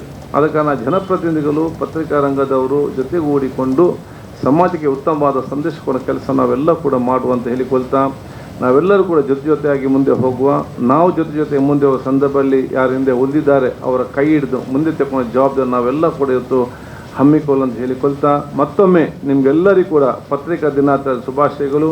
ಅದೇ ರೀತಿ ನಮ್ಮ ಇವತ್ತು ಗೌರವ ಸಿಕ್ಕುವಂಥ ಅತ್ಯಂತ ಹಿರಿಯ ಕಾಮತರಿಗೆ ಕೂಡ ಎಲ್ಲರ ಪರವಾಗಿ ನನ್ನ ಇನ್ನೂ ಕೂಡ ನಿಮ್ಮ 94ನೇ ವಯಸ್ಸು. ನಾನು ನಿಮ್ಮನ್ನು ನೋಡುವಾಗ ನಾನು ಎನಿಸಿದ್ದೆ, ನನಗೆ ಯಾವುದೇ ಮಂತ್ರಿ ಯಾವುದೇ ಇನ್ನೊಂದು ಸ್ಥಾನ ನಮಗೆ ಏನು ಬೇಡ, ನಮ್ಮ 94 ವಯಸ್ಸಿನಲ್ಲಿ ಇವರಾಗಿದ್ದರೆ ದೇವರು ಕೊಟ್ಟರೆ ನಮಗೆ ಸಾಕು ಅಂತೇಳಿ, ಬೇರೆ ನಮಗೆ ಆಯ್ತು ಅಂತ ಇಂಥ ಕಾರ್ಯಕ್ರಮಕ್ಕೆ ಬಂದು ಆ ಒಂದು ಶಕ್ತಿ ದೇವರು ಕೊಟ್ಟರೆ ಸಾಕು, ಬೇರೆ ನಮಗೇನು ಕೂಡ ಅದಲ್ಲ. ಅದಕ್ಕಿಂತ ಎಲ್ಲ ಮುಖ್ಯವಾಗಿ ಹೆಲ್ತ್. ಸೊ ನಿಮ್ಮೆಲ್ಲ ಆಶೀರ್ವಾದ ಎಲ್ಲರಿಗೂ ಕೂಡ ಇರಲಿ. ಮತ್ತು ನಿಮ್ಮ 94ನೇ ಕಾರ್ಯಕ್ರಮದಲ್ಲಿ ಸೇರುವಂಥ ಅವಕಾಶ ದೇವರು ನಮಗೆ ಒದಗಿಸಿಕೊಟ್ಟಿದ್ದಾನೆ. ನಮ್ಮೆಲ್ಲರ ಪ್ರಾರ್ಥನೆಯನ್ನು 94 100ನೇ ವರ್ಷದ ಕಾರ್ಯಕ್ರಮಗಳು ನಾವೆಲ್ಲ ಇಲ್ಲಿ ಬಂದು ಸೇರುವಂಥ ಅವಕಾಶ ಆಗಬೇಕಂತ ಹೇಳಿಕೊಳ್ಳುವುದೇ ನಮ್ಮೆಲ್ಲರ ಪ್ರಾರ್ಥನೆ ಅಂತ ಹೇಳಿಕೊಳ್ತಾ, ನಿಮಗೂ ಕೂಡ ನನ್ನ ಶುಭಾಶಯ ಸಲ್ಲಿಸಿಕೊಂಡು, ಮತ್ತು ಪತ್ರಿಕೆಯನ್ನು ಮಾಧ್ಯಮ ಮಿತ್ರರು ಯಾರೆಲ್ಲ ಇವತ್ತು ಅಲ್ಲೆಲ್ಲಿ ಅಂಗಡಿಯಲ್ಲಿ ಮರದ ಅಡಿಯಲ್ಲಿ ಸೇಲ್ ಮಾಡ್ತಾರೆ ಅವರನ್ನು ಕೂಡ ನೀವು ಗುರುತಿಸುವ ಕೆಲಸ ಮಾಡಿದ ಅತ್ಯಂತ ಉತ್ತಮ ಕಾರ್ಯಕ್ರಮ ಅಂತ ಹೇಳಿಕೊಳ್ಳುತ್ತಾ ಮತ್ತೊಮ್ಮೆ ನಿಮ್ಮೆಲ್ಲ ಆಶೀರ್ವಾದ ಬೇಡಿಕೊಂಡು ನನ್ನ 2 ಮಾತು ಮುಗಿಸ್ತೀನಿ. ಹೇಳೋದು ಪ್ರಶ್ನೆ ಯಾವಾಗಲೂ ಹೀಗೆ ಪತ್ರಕರ್ತರ ಸಂಘಕ್ಕೆ ಹೋಗ್ತಾ ಇದ್ದೇನೆ ಅಂದರೆ ಹೆದರಿಕೆ ಆಗೋದಿಲ್ವ ನಿಮಗೆ ಅಂತ ಕೇಳಿದರು. ಇಲ್ಲ ಅಂತ ಹೇಳಿ ಅವ್ರು ಪ್ರಶ್ನೆ ಕೇಳ್ತಾರೆ, ಮರ್ಯಾದೆ ನೀವಲ್ಲಿ ಹೋಗಿ ಸಿಕ್ಕಾಕೊಟ್ಟಿರಾ ಅಂತ ಕೇಳಿದರು. ಇರಲಿ, ಪ್ರಶ್ನೆ ಕೇಳಿ ಅಂತಲೇ ನಾವು ವಿದ್ಯಾರ್ಥಿಗಳನ್ನ ತಯಾರು ಮಾಡಿದವರು. ಕೇಳಿದಾದರೆ ಕೇಳಿ ನೋಡೋಣ ಅಂತ ಒಂದು ಧೈರ್ಯದಲ್ಲಿ ಬಂದು ಕೂತಿದ್ದೀನಿ. ಈಗ ನಮ್ಮ ಸ್ಪೀಕರೇ ಪಕ್ಕದಲ್ಲಿ ಕೂತಿದ್ದಾರೆ, ಇದಕ್ಕಿಂತ ಧೈರ್ಯ ದೊಡ್ಡದಿಲ್ಲ. ಸರ್, ನಿಮ್ಮ ಕನ್ನಡ ನಾನು ತುಂಬ ವರ್ಷಗಳಿಂದ ಕೇಳ್ತಾ ಇದ್ದೇನೆ. ನೋಡಿ ಹೇಗೆ ಸುಂದರವಾದ ಕನ್ನಡವನ್ನು ಅವರು ಮಾತಾಡೋದಕ್ಕೆ ಶುರು ಮಾಡಿದ್ದಾರೆ. ಕರಾವಳಿ ಕನ್ನಡವನ್ನು ಬೇರೆ ಊರಿನವರು, ಇಲ್ಲಿಯವರಲ್ಲ, ಕರಾವಳಿ ಕನ್ನಡ ಮಂಗಳೂರು ಕನ್ನಡ ಅಂತ ಏನೇನೋ ಒಂದು ಅವರು ತಮಾಷೆ ಮಾಡೋದು. ಆದರೆ ಶುದ್ಧವಾದ ಗ್ರಂಥಸ್ಥವಾದ ಕನ್ನಡವನ್ನೇ ನಾನು ಬೆಂಗಳೂರಿಗೆ ಹೋದಾಗ ಪತ್ರಿಕಾ ವಲಯದಲ್ಲಿ ನನಗೆ ತುಂಬ ಸ್ನೇಹಿತರಿದ್ದಾರೆ. ಅಲ್ಲಿಗೆ ಹೋಗ್ತೇನೆ ನಾನು. ಆಗ ಅಲ್ಲಿರೋರು ಹೆಚ್ಚಿನವರು ಊಕ ದಕ ಕಾಕ, ಉತ್ತರ ಕನ್ನಡ, ದಕ್ಷಿಣ ಕನ್ನಡ, ಕಾಸರಗೋಡು ಕನ್ನಡ, ಈ ಜಿಲ್ಲೆಯವರೇ ಹೆಚ್ಚು ಪತ್ರಕರ್ತರಲ್ಲಿ ತುಂಬಿಕೊಂಡಿದ್ದಾರೆ. ಸರ್, ಏನಿದಕ್ಕೆ ರೀಸನ್ ಅಂತ ನಾನು ಕೇಳಿದಾಗ ಹೆಚ್ಚಿನ ಸಂಪಾದಕರು ಹೇಳಿದ್ದು, ಶುದ್ಧವಾದ ಕನ್ನಡವನ್ನು ಹಕ್ಕೆ ಹಾವನ್ನೇ, ಶಕ್ಕೆ ಶವನ್ನೇ, ಅಕ್ಕೆ ಆವನ್ನೇ ಉಪಯೋಗಿಸುವಂತಹ ಕನ್ನಡ ನಿಮ್ಮ ಕರಾವಳಿಯ ಕನ್ನಡ. ನಾವೇನು ಶುದ್ಧ ಕನ್ನಡವನ್ನೇ ಮಾನದಂಡವಾಗಿ ಇಟ್ಟುಕೊಂಡಾಗ ಅವರನ್ನೇ ಆಯ್ಕೆ ಮಾಡೋದು ನಮ್ಮದು ಅಂತ ಹೇಳಿದರು. ಹಾಗೆ ಇಲ್ಲಿಯ ಶುದ್ಧ ಕನ್ನಡವನ್ನು ಕಲಿಸಿದಂತಹ ನಮ್ಮ ಮೂಲ ಶಿಕ್ಷಕರು, ಎಲೆಮರೆಯ ಕಾಯಿ ಆಗಿದ್ದಂಥ ಕನ್ನಡ ಶಾಲೆಯ ಶಿಕ್ಷಕರನ್ನು ನಾನು ಮೊದಲು ನೆನಪು ಮಾಡ್ಕೋತೇನೆ. ಆ ಶುದ್ಧ ಕನ್ನಡವನ್ನೇ ನಾವು ಉಳಿಸ್ಕೊಂಡು ಹೋಗೋಣ. ನಮ್ದು ಯಾವುದು ಬೇರೆ ಜಿಲ್ಲೆಗಳ ಬೇರೆ ಪ್ರದೇಶಗಳ ಕನ್ನಡವನ್ನು ನಾವು ಅನುಕರಿಸಬೇಕಾದ್ದಿಲ್ಲ. ಇದೇ ಕನ್ನಡಕ್ಕೆ ಇರುವಂತಹ ಒಂದು ಪಾವಿತ್ರ್ಯವನ್ನು, ಗ್ರಂಥಸ್ಥವಾದಂಥ ಒಂದು ಘನತೆಯನ್ನು ಇಟ್ಕೊಂಡು ಹೋಗೋಣ ಅನ್ನೋದನ್ನು ನಾನು ಇಲ್ಲಿ ಯಾವತ್ತೂ ಕೂಡ ಪಾಲಿಸ್ಕೊಂಡು ಬಂದಿದ್ದೇನೆ. ಮತ್ತು ನಮ್ಮ ಯುವ ಸಮೂಹಕ್ಕೂ ಕೂಡ ಅದನ್ನು ಅವರು ಪಾಲಿಸ್ಕೊಂಡು ಬಂದಿದ್ದನ್ನು ನೋಡಿ ಸಂತೋಷ ಪಡುವವರಲ್ಲಿ ನಾನು ಒಬ್ಬಳಾಗಿದ್ದೇನೆ. ನನಗೆ ಎಲ್ಲಿ ಕೆಲಸ, ಈಗ ನಾನು ಭಾಷಣಕ್ಕೆ ಹೊರಟಾಗೆಲ್ಲ ನಮ್ಮ ಪಕ್ಕದ ಮನೇಲಿ ಒಂದು ಮಗು ಇದೆ, ಅದು ಕೇಳೋದು ನನ್ನ ಮಗಳ ಹತ್ರ ಚಿಕ್ಕವಳಿದ್ದಾಗಿದೆ, ಅಮ್ಮ ಎಲ್ಲಿಗೆ ಹೋಗ್ತಾರೆ ಅಂತ. ಭಾಷಣಕ್ಕೆ ಹೋಗ್ತಾ ಇದ್ದಾರೆ ಕಾರ್ಕಳಕ್ಕೆ. ಇನ್ನೊಂದು ದಿವಸ ಹೊರಟಾಗ ಆಂಟಿ ಎಲ್ಲಿಗೆ ಹೊರಟರು? ಮೂಡುಬಿದ್ರಿಗೆ. ಯಾಕೆ? ಭಾಷಣ ಮಾಡಲಿಕ್ಕೆ. ಹೀಗೆ ಇವಳು ಉತ್ತರ ಹೇಳೋದು ಕೇಳ್ತಿತ್ತು. ಸತ್ಯ ಹೇಳುವ ಧೈರ್ಯ ಚಿಕ್ಕ ಮಕ್ಕಳಿಗೆ ಮಾತ್ರ ಅಂತ ಇರೋದು. ಒಂದು ದಿವಸ ಆ ಮಗು ಕೇಳ್ತು ನನ್ನ ಮಗಳ ಹತ್ರ, ಯಾಕೆ ನಿಮ್ಮ ಅಮ್ಮನ ಭಾಷಣ ಮಾಡಲಿಕ್ಕೆ ಮಾತ್ರ ಕರೀತಾರೆ? ಅದರ ಅರ್ಥ ಈ ಭರತನಾಟ್ಯಕ್ಕೆ ಯಾಕೆ ಕರೆಯೋದಿಲ್ಲ, ಹಾಡಿಗೆ ಯಾಕೆ ಕರೆಯೋದಿಲ್ಲ ಅಂತ ಇರಬಹುದು. ಆಗ ನನ್ನ ಮಗಳು ಸತ್ಯ ಹೇಳಿದ್ಲು, ಅವರಿಗೆ ಬೇರೆ ಎಂತ ಮಾಡಲಿಕ್ಕೆ ಬರುವುದಿಲ್ಲವಾ, ಅದಕ್ಕೆ ಕರೀತಾರೆ ಅಂತ. ಹಾಗೆ ಬೇರೆ ಏನೂ ಮಾಡಲಿಕ್ಕೆ ಬಾರದವರನ್ನು ಉಪನ್ಯಾಸಕ್ಕೆ ಕರೆಯೋದು ತಲತಲಾಂತರದಿಂದ ಬಂದಿರೋದು. ಇವರು ಹೊಸದಾಗಿ ಏನೂ ಮಾಡಿಲ್ಲ. ಆದರೆ ಇವತ್ತು ನನಗೆ ತುಂಬ ಸಂತೋಷ ಏನು ಅಂದರೆ, ಇವತ್ತು ವೈದ್ಯರ ದಿನವೂ ಹೌದು, ಪತ್ರಕರ್ತರ ದಿನವೂ ಹೌದು. ವೈದ್ಯರು ನಮ್ಮ ಮನುಷ್ಯರ ಸ್ವಾಸ್ಥ್ಯವನ್ನು ಕಾಪಾಡುವಂಥವರು, ನೀವುಗಳು ಸಮಾಜದ ಸ್ವಾಸ್ಥ್ಯವನ್ನು ಕಾಪಾಡುವಂಥವರು. ನೀವು ಸಮಾಜದ ಸ್ವಾಸ್ಥ್ಯವನ್ನು ಕಾಪಾಡಬೇಕು ಅನ್ನುವ ನಿರೀಕ್ಷೆಯನ್ನು ಅಧ್ಯಾಪಕ ವರ್ಗಕ್ಕೆ ಸೇರಿದ ನಾನು ಮತ್ತು ಲೇಖಕರ ಸಾಹಿತಿಗಳ ವರ್ಗಕ್ಕೆ ಸೇರಿದ ನಾನು ಸದಾ ನಿಮ್ಮಿಂದ ನಿರೀಕ್ಷೆ ಮಾಡ್ತಾನೇ ಇದ್ದೇನೆ. 10 ಒಳ್ಳೆಯ ಮನಸ್ಸುಗಳು ಸೇರಿದರೆ ಅಲ್ಲೊಂದು ಒಳ್ಳೆಯ ಕೆಲಸ ಆಗಿದ್ದನ್ನು ನಾನು ದಕ್ಷಿಣ ಕನ್ನಡದ 35-40 ವರ್ಷದ ದಕ್ಷಿಣ ಕನ್ನಡ ನನ್ನ ದಕ್ಷಿಣ ಕನ್ನಡ ಆಗಿದೆ, ನಾನು ನೋಡ್ತಾನೇ ಬಂದಿದ್ದೇನೆ. ಒಂದೆರಡು ಉದಾಹರಣೆಗಳನ್ನು ಮೂಲಕ, ಹೆಚ್ಚು ನಾನು ಥಿಯರಿ ಮಾತಾಡಲಿಕ್ಕೆ ಹೋಗೋದಿಲ್ಲ, ಪತ್ರಕರ್ತರಿಂದಾದ, ಯಾಕಂದರೆ ನೀವು ಒಳ್ಳೆಯ ಕೆಲಸಗಳಿಗೂ ಪ್ರಚಾರ ಕೊಡುವವರು, ಕೆಟ್ಟ ಕೆಲಸಗಳು ನಡೆದಾಗಲೂ ಪ್ರಚಾರ ಕೊಡೋರು. ನೀವು ಮಾಡಿದ ಒಳ್ಳೆಯ ಕೆಲಸಗಳನ್ನು ನಾವು ನೋಡ್ತಾ ಇದ್ದೇವೆ, ನಾವು ಗಮನಿಸ್ತಾ ಇದ್ದೇವೆ ಅನ್ನೋದನ್ನು ನಿಮ್ಮ ಗಮನಕ್ಕೆ ನಾನು ತರಬೇಕಾಗಿದೆ. 1996 ನಾನು ತುಂಬ ಕಾಲೇಜುಗಳಿಗೆ, ದಕ್ಷಿಣ ಕನ್ನಡದ ಕಾಲೇಜುಗಳಿಗೆ, ಕಾಲೇಜ್ ಡೇಗೆ, ಇನಾಗರೇಷನ್ಗೆ ಎಲ್ಲದಕ್ಕೆ ನನ್ನನ್ನು ಕರೀತಾರೆ. ಯಾಕೆಂದರೆ ಬೇರೆ ಏನೂ ಮಾಡಲಿಕ್ಕೆ ಬರೋದಿಲ್ಲ ಅನ್ನೋ ಒಂದು ಕಾರಣಕ್ಕೆ. ನಾನು ಈಗ ಅದು ಉಡುಪಿ ಜಿಲ್ಲೆಗೆ ಸೇರಿದ ಕಾಲೇಜು, ಅದು ತುಂಬ ಒಳ್ಳೆಯ ಹೆಸರಿರುವಂಥ ಕಾಲೇಜು. PUCಯಲ್ಲಿ ಒಬ್ಬ ವಿದ್ಯಾರ್ಥಿನಿಗೆ ನಾನು ಕಾಲೇಜ್ ಡೇಗೆ ಹೋದಾಗ ಸನ್ಮಾನ ಮಾಡಿಸಿದರು, ಶಾಲು ಹೊದಿಸಿ. ಅಮೇರಿಕನ್ ಪ್ರೆಸಿಡೆಂಟ್ ಕೊಡುವಂತಹ ಒಂದು, ಇಲ್ಲಿ ಯಾರಾದರೂ ಹಳೆಯ ತಲೆಮಾರಿನ ಪತ್ರಕರ್ತರು ಇದ್ದರೆ ಅವರಿಗೆ ನೆನಪಿರ್ಬೋದು ಇದು. ಅಮೇರಿಕನ್ ಪ್ರೆಸಿಡೆಂಟರು ಏರ್ಪಡಿಸಿದಂಥ, ಅಮೇರಿಕಾದಲ್ಲಿ ಏರ್ಪಾಡಾದಂತಹ ಒಂದು ಎಸ್ಸೆ ಕಾಂಪಿಟಿಷನಲ್ಲಿ ಫಸ್ಟ್ ಪ್ರೈಸ್ ಬಂದಿದೆ. ನಮ್ಮ ಗ್ರಾಮೀಣ ಒಂದು ಒಳ್ಳೆಯ ಕಾಲೇಜದು. ಅವಳನ್ನು ಅಲ್ಲಿಗೆ ಅಮೆರಿಕಕ್ಕೆ ಕಳಿಸಿ ಅಮೆರಿಕದ ಪ್ರೆಸಿಡೆಂಟ್ ಕೈಯಲ್ಲೇ ಅವರಿಗೆ ಪ್ರಶಸ್ತಿ ಕೊಡಿಸ್ತಾರೆ. ಇಷ್ಟು ಅಲ್ಲಿ ನನಗೆ ವೇದಿಕೆಯಲ್ಲಿ ತಿಳಿದು ಬಂದಿದ್ದು. ನಾನು ಆ ಮಗುವಿಗೆ PUC ನೋಡು ಅವಳಿಗೆ ಸನ್ಮಾನ ಮಾಡಿದೆವು. ಅವಳ ಟಾಪಿಕ್ ಕೂಡ ತುಂಬ ಮುಂದಿನ ತಲೆಮಾರಿನ ಹುಡುಗಿಯರ ಸವಾಲುಗಳು ಅಂತೇನೋ ಒಂದು ಒಳ್ಳೆಯ ಟಾಪಿಕ್ ಕೂಡ ಇತ್ತು. ನಾವು ಸನ್ಮಾನ ಮಾಡಿ ನಾನು ಬಂದೆ. ಆಮೇಲೆ ಎಲ್ಲ ಉಡುಪಿ ಜಿಲ್ಲೆಯ DC ಅವರಿಗೆ ಸನ್ಮಾನ ಮಾಡಿದರು. ಆ ಹುಡುಗಿಗೆ ರೋಟ್ರಿ ಕ್ಲಬ್ನವರು ಸನ್ಮಾನ ಮಾಡಿದರು. ನಾಳೆ ಆ ಹುಡುಗಿ ಎಲ್ಲವನ್ನು ತಂದೆ ತಾಯಿಗೆ, ಪ್ರಿನ್ಸಿಪಾಲಿಗೆ, ಹುಡುಗಿಗೆ ಫೋನಿನ ಮೂಲಕ ತಿಳಿಸ್ತಾ ಇದ್ದಾರೆ, ಹೀಗೀಗೆ ನೀನು ಇಂಥಲ್ಲಿಗೆ ಬರಬೇಕು, ಇಂಥದ್ದನ್ನು ಕಲೆ ಹಾಕಬೇಕು, ಕೊಡಬೇಕು ಅಂತ. ನಾಳೆ ಅವಳು ವಿಮಾನ ಹತ್ತಿ ಹೋಗುವವಳು. ಉಡುಪಿಯಲ್ಲಿ ಒಂದು ಪತ್ರಿಕಾಗೋಷ್ಠಿ ಮಾಡಿದರು. ಆಗ ಒಬ್ಬ ಪತ್ರಕರ್ತ, ನಾನು ಪತ್ರಕರ್ತರ ಕುಲವನ್ನು ಅಂದರೆ ನಿಮ್ಮ ಸಮೂಹವನ್ನು ತುಂಬ ಇಷ್ಟಪಡೋದಕ್ಕೆ ಕಾರಣ ಆ ಒಂದು ಘಟನೆ ಹೌದು. ಆಗ ಅವನು ಕೇಳಿದ, ಉಡುಪಿಯಲ್ಲಿ 1996, ನೀವು ಯಾರಾದರೂ ಇದ್ದರೆ ರೆಫರೆನ್ಸ್ ಕೂಡ ತಗೊಳ್ಬೋದು, ನೀವು ಇಷ್ಟೆಲ್ಲ ಹೇಳಿದ್ರಲ್ಲ, ಫೋನಲ್ಲಿ ಬಂದಿದ್ದು ಲಿಖಿತವಾದ ಯಾವುದಾದ್ರೂ ದಾಖಲೆ ನಿಮ್ಮ ಹತ್ರ ಇದೆಯಾ? ಅಮೆರಿಕದಿಂದ ಬಂದಿದ್ದು. ಅವರು ಹೋಗುವಾಗ ಬೇರೆ ಇಂಡಿಯನ್ ಪ್ರೆಸಿಡೆಂಟ್ ಚಹಾಕೂಟದಲ್ಲಿ ಆ ಹುಡುಗಿ ಭಾಗವಹಿಸ್ತಾಳೆ. ಇಷ್ಟೆಲ್ಲ ಆಗಿಬಿಟ್ಟಿದೆ, ಏನೂ ಇಲ್ಲ, ಲಿಖಿತವಾದ ಯಾವ ಪ್ರೂಫೂ ಇಲ್ಲ ಅವಳ ಹತ್ರ, ಅವಳ ತಂದೆ ತಾಯಿಗಳ ಹತ್ರ ಇಲ್ಲ, ಕಾಲೇಜಲ್ಲೂ ಇಲ್ಲ. ಮತ್ತೆ ಮೂಲವನ್ನು ಹುಡುಕ್ಲಿಕ್ಕೆ ಹೋದಾಗ ಯಾರೋ ಪಕ್ಕದಲ್ಲಿರುವ ನಿರುದ್ಯೋಗಿ ಒಬ್ಬ ಕ್ರಿಮಿನಲ್ ಮೈಂಡೆಡ್ ಯುವಕ ಅವಳನ್ನು ಬೆಂಗಳೂರು ಭಾಷೆಯಲ್ಲಿ ಯಾಮಾರಿಸಿದ್ದಾನೆ ಅಂತ, ಇಲ್ಲಿ ಮಂಗ ಮಾಡಿದ್ದಾನೆ ಅಂತೇಳಿ ನಾವು ಪೂರ್ತಿಯಾಗಿ ಅವರ ತಂದೆ ತಾಯಿಗಳನ್ನು ಕೂಡ ಮೋಸ ಮಾಡಿ ಅವ್ರಿನ ನಾಳೆ ಹೋಗೋದನ್ನು ಆ ಪತ್ರಕರ್ತ ತಪ್ಪಿಸಿದ.